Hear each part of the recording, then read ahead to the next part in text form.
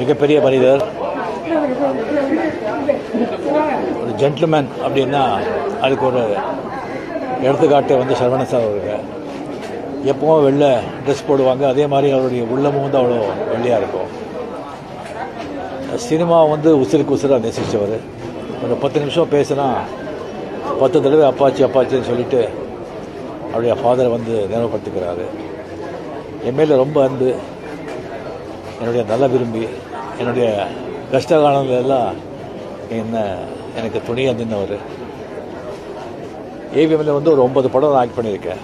அந்த 9 படமும் வந்து பெரிய ஹிட்டு.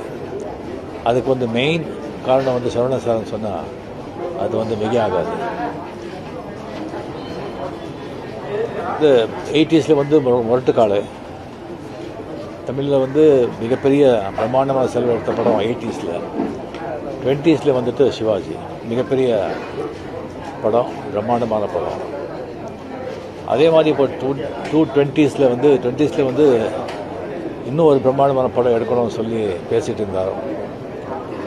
ஸோ அது வந்து நடக்கவே இல்லை. அவருடைய மறைவு வந்து ரொம்ப மனசு பாதிக்குது.